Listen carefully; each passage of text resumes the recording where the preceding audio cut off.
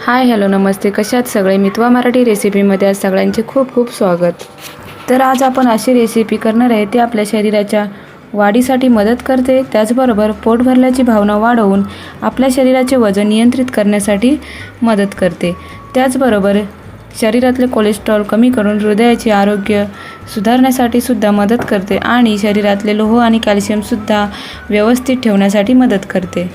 तर पाहू शकता तुम्ही इथे या पदार्थासाठी आपण सफोला सोया चंक्सचा वापर केलेला आहे. तर या सोयाबीनपासून आपल्याला अजून वेगवेगळे पदार्थ तयार करता येतात, म्हणजे सोयाबीनच्या वड्या किंवा सोयाबीनची भाजी किंवा सोयाबीन आपण कोणत्याही कडधान्यामध्ये टाकून त्याची भाजी करू शकतो आणि त्याचबरोबर आपण सोयाबीनचं राईससुद्धा करू शकतो. तर पहा इथे 400 ग्रॅमच्या पॅकेटचा वापर केलेला आहे मी, आणि जो इथे स्कॅन दिसते त्याच्यावर तुम्ही स्कॅन करून अजून कोणकोणत्या रेसिपी तयार करता येतात ते तुम्ही करू शकता. चला तर मग आता आपण रेसिपीकडे वळूया. तर प्रथम आपल्याला सोयाबीनचं पॅकेट कैचीच्या सहाय्याने कट करून घ्यायचं आहे. तर प्रथम आपल्याला आता हे सोयाबीन एका भांड्यामध्ये ओतून घ्यायचे आहेत. तर इथे मी अंदाजे सोयाबीन एका भांड्यामध्ये ओतून घेतले, म्हणजे जवळजवळ हे 1 वाटी सोयाबीन असणार. तुम्हाला जर पाहिजे असेल तर तुम्ही इथे 1 वाटी सोयाबीन मोजून घेऊ शकता. आता आपण हे सोयाबीन 2 ते 3 वेळा स्वच्छ पाण्याने धुवून घेणार आहोत. तर पाहू शकता तुम्ही इथे मी सोयाबीन मोठे घेतलेले आहेत. काही पॅकेटमध्ये तुम्हाला छोटेसुद्धा सोयाबीन पाहायला भेटतील, तर तुम्ही इथे छोट्या सोयाबीनचा सुद्धा वापर करू शकता.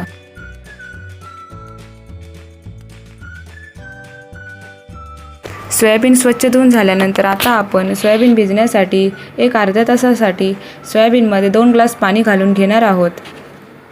आता आपण सोयाबीनच्या भांड्यावर झाकण ठेवून एक अर्ध्या तासासाठी सोयाबीन भिजायला ठेवू. अर्धा तास झालेला आहे. आता आपण सोयाबीन व्यवस्थित भिजलं की नाही ते चेक करू. आता आपण एक भांड्यामधलं सोयाबीन घेऊन चेक करू. तर पहा इथे सोयाबीन किती मस्त व्यवस्थित फुगलेलं आहे. आता आपल्याला इथे सोयाबीनमधलं सगळं पाणी काढून टाकायचं आहे. तर पहा इथे व्हिडिओमध्ये दाखवते त्या पद्धतीने आपण सोयाबीन दोन्ही हातामध्ये घेऊन दाब देऊन त्याला घट्ट पिळून घेणार आहोत. अशा पद्धतीने आपण सर्व सोयाबीन असे घट्ट पिळून घेणार आहोत.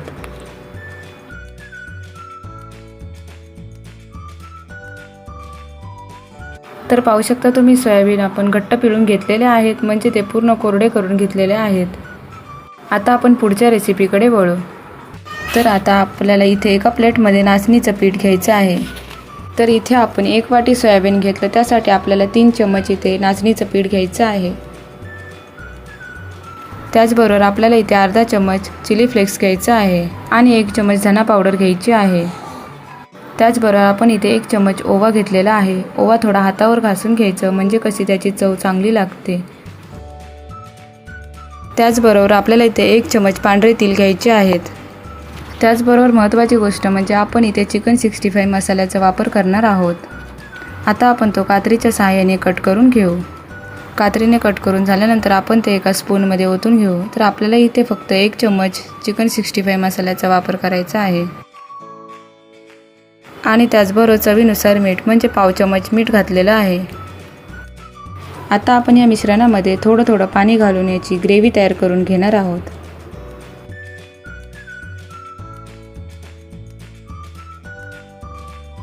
तर पहा इथे 2 मिनिटातच मस्त अशी ग्रेव्ही तयार झालेली आहे. फक्त 1 वाटी आपण इथे पाणी घातलेलं आहे. आपल्याला इथे जास्त पातळसुद्धा ही ग्रेव्ही करायची नाही आणि जास्त घट्टसुद्धा ही ग्रेव्ही करायची नाही. व्हिडिओमध्ये दाखवते त्या पद्धतीने आपण ही ग्रेव्ही तयार करून घेतली. तर पहा इथे ग्रेव्ही छान मस्त तयार झालेली आहे. आता आपण गॅसवर कढई ठेवू आणि त्याच्यामध्ये तेल घालून तेल तापायला ठेवू. तर आपल्याला इथे कढईमध्ये जवळजवळ 1 वाटी तेल घालायचं आहे, कारण आपण सोयाबीन तळून घेणार आहोत, म्हणून आपण कढईमध्ये जास्त तेल घातलेलं आहे. आता आपण जी ग्रेव्ही तयार केली होती त्याच्यामध्ये सोयाबीन घालून घेऊ. तर व्हिडिओमध्ये दाखवते त्या पद्धतीने आपण आता सोयाबीनला ही ग्रेव्ही लावून घेऊ. सोयाबीनला चारही बाजूने ही ग्रेव्ही लागेल अशा पद्धतीने सोयाबीनला या ग्रेव्हीमध्ये गोल फिरवून घेऊ. आता आपण सर्व सोयाबीनला याच पद्धतीने ग्रेव्ही लावून घेऊ.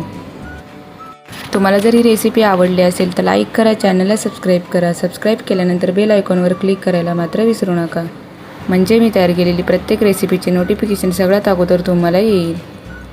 चॅनलवर नवीन असाल तर लाईक आणि सबस्क्राईब नक्की करा, कारण तुमचं एक लाईक एक सबस्क्राईब नवीन यूट्यूबरसाठी लाख मोलाचे असते.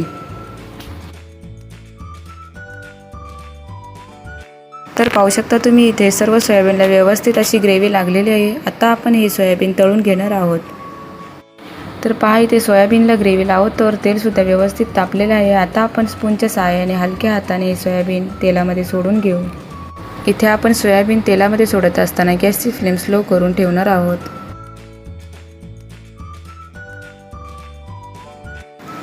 आता सर्व सोयाबीन तेलामध्ये सोडून झाल्यानंतर आपण गॅसची फ्लेम स्लो टू मीडियम करून हे सर्व सोयाबीन तळून घेणार आहोत. तर पाहू शकता तुम्ही एका मिनिटातच सोयाबीनची एक बाजू व्यवस्थित शिजलेली आहे. आता आपण झाऱ्याच्या सहाय्याने ती हलवून घेऊ. आपल्याला हा पदार्थ तेलामध्ये जास्त हँडल करायचा नाही, नाहीतर मग सोयाबीन जास्त तेल सोकून घेतील आणि मग हा पदार्थ आपला तेलकट होईल. तर पाहू शकता तुम्ही आता सोयाबीनच्या साईडचे सगळे बुडबुडे थोडे कमी झालेले आहेत, म्हणजे व्यवस्थित सोयाबीन शिजलेले आहेत. आता आपण ते झाऱ्याच्या सहाय्याने एका भांड्यामध्ये काढून घेऊ. तर पाहू शकता तुम्ही 2 मिनिटांमध्येच किती मस्त क्रिस्पी सोयाबीन तयार झालेले आहेत. आता एका पसरट भांड्यामध्ये सोयाबीनचे वडे काढून घेऊ. किती छान झटपट आणि पटकन ही सोयाबीनची वडी तयार झालेली आहे. तर पाहू शकता तुम्ही कलरसुद्धा खूप छान आलेला आहे. आता जे उरलेले सोयाबीन आहेत ते आपण याच पद्धतीने त्याला ग्रेव्ही लावून आणि त्यानंतर तळून घेऊ. इथे सुद्धा आपण सोयाबीन तेलामध्ये सोडत असताना गॅसची फ्लेम स्लो करूनच सोयाबीन तेलामध्ये सोडायचे.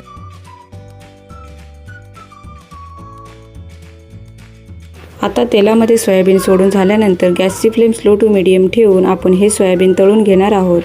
तर सोयाबीनची खालची बाजू शिजले की नाही हे कसं कळणार, तर तेलामध्ये सोयाबीन टाकल्यानंतर लगेचच खूप सारे बुडबुडे येतात. हे बुडबुडे कमी झाल्यानंतर आपण समजायचं की हा पदार्थ खालच्या बाजूने व्यवस्थित शिजलेला आहे. त्यानंतरच मग आपण झाऱ्याच्या सहाय्याने ते सोयाबीन हलवून घेऊ.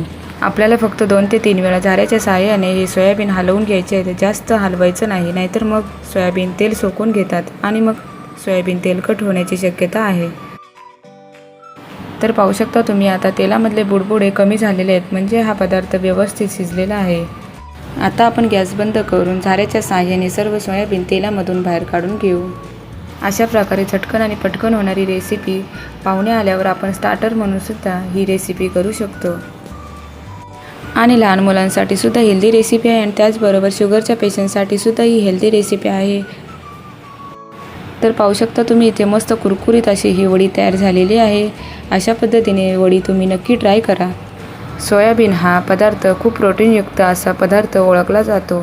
शाकाहारी लोकांसाठी आणि पूर्ण शाकाहारी लोकांसाठी तर हा अत्यंत प्रोटीनयुक्त पदार्थ आहे, कारण की अंडी आणि चिकनमधून जेवढं प्रोटीन मिळत नाही त्यापेक्षा जास्त प्रोटीन आपल्याला सोयाबीन वडीमधून मिळतं.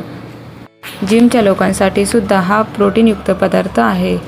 रोज सोयाबीन खाऊन कंटाळा आला असेल तर अशा पद्धतीने जिमची लोकंसुद्धा सोयाबीनची वडी तयार करून खाऊ शकतात. आता आपण इथे सोयाबीन तळून काढलेले आहे म्हणून हा पदार्थ तेलकट आहे, पण जर तेलामध्ये कमी हँडल केलं तर सोयाबीन तेलकट होत नाही. आणि त्याचबरोबर आपण नाचणीच्या पिठाचा वापर केलेला आहे, मैद्याचा वापर केलेला नाही, म्हणून लहान बाळांसाठी सुद्धा हेल्दी रेसिपी आहे. अशा पद्धतीने काहीतरी वेगळं केल्यावर लहान मुलंसुद्धा खूप आवडीने खातात. त्याचबरोबर आपण इथे ओवा आणि पांढरे तीळ याचा वापर केलेला आहे. यामुळे तर हा पदार्थ अजून पौष्टिक झालेला आहे. त्याचबरोबर तुम्ही इथे नाचणीच्या पिठाऐवजी ज्वारीच्या पिठाचा सुद्धा वापर करू शकता. तुम्ही सुद्धा अशा पद्धतीने सोयाबीनची वडी तयार करा आणि कशी झाली आहे रेसिपी हे कमेंट करून नक्की सांगा. मीतला तर ही वडी खूप आवडली. मीतनी छान कमेंट्स केली, वाव यम्मी यम्मी. अशाच मस्त चमचमीत आणि झणझणीत रेसिपीसाठी मितवा मराठी रेसिपीला सबस्क्राईब करा आणि त्याचबरोबर बेल आयकॉनवर क्लिक करा. तर कशी वाटली आजची रेसिपी हे कमेंट करून नक्की सांगा. पुन्हा भेटूयात अशाच एका नवीन रेसिपीमध्ये. तोपर्यंत बाय बाय. धन्यवाद.